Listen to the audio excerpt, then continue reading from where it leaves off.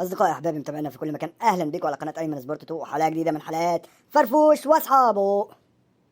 يا كوتش، هو الزمالك راح على فين يا كوتش؟ هو إمتى هيحصل استقرار إداري في نادي الزمالك؟ يظهر ان هو حلم يا فرفوش. مش عايز اقول لك انه صعب يتحقق. احنا تعبنا من اللي بيحصل في نادي الزمالك ده.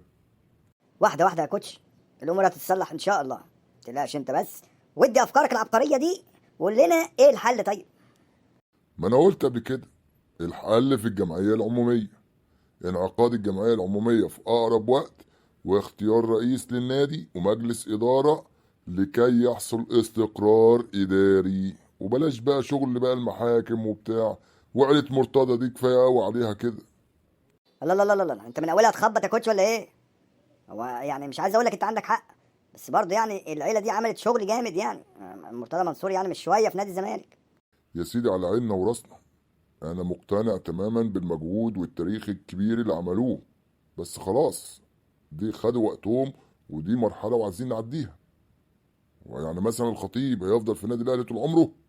ما اشوف كم رئيس نادي للاهلي جه في الفترة الاخيرة. بيبقى في استقرار اداري عندهم وانتخابات في مواعيدها وبيختاروا.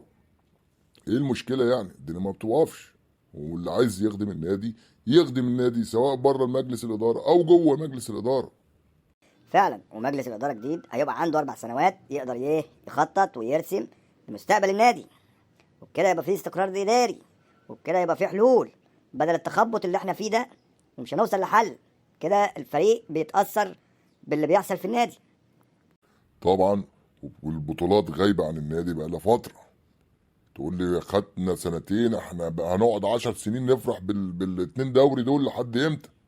لازم كل سنة نعمل حاجة، ولا هنفضل محلك سر. هي يعني مش معقول كل شويه ولا كل موسم الاهلي هو اللي يفوز بالدوري والكاس وياخد عمال يلم في البطولات، وكان الدوري كله ما فيهوش الا الاهلي. احنا زهقنا من كتر البطولات يا كوتش. وانت كلامك بيعصبني. يعني ايه زهقنا من كتر البطولات يعني؟ خلاص يعني مصر كلها ما فيهاش الا الاهلي؟ لا، الزمالك قادم، قادم ثم قادم ثم قادم، وهتشوفوا. بس يحصل بس الانتخابات اللي بقول لكم عليها، وساعتها بقى يبقى في شكل تاني لنادي الزمالك، سواء كانت الفرقة او نادي الزمالك كله حتى. طب الخلاصه يا كوتش عشان ننهي الحلقه. الخلاصة، شكرا يا مرتضى. كفاية قوي مرتضى وعائلة مرتضى وآل مرتضى في نادي الزمالك. شكرا وألف شكر.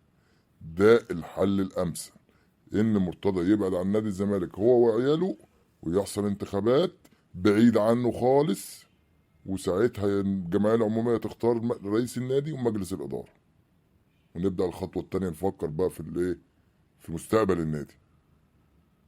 أتمنى إن ده يحصل. ده لو محبين نادي الزمالك وابناء نادي الزمالك عايزين الزمالك يبقى في احسن حال، يعملوا كده، عشان الاهلاويه اللي زيكم ما يقعدوش يفرحوا فينا كل شويه. احنا مش فرحانين باللي بيحصل في نادي الزمالك. نادي الزمالك لما يكون قوي بيبقى فيه دوري قوي، بيبقى الاهلي اقوى.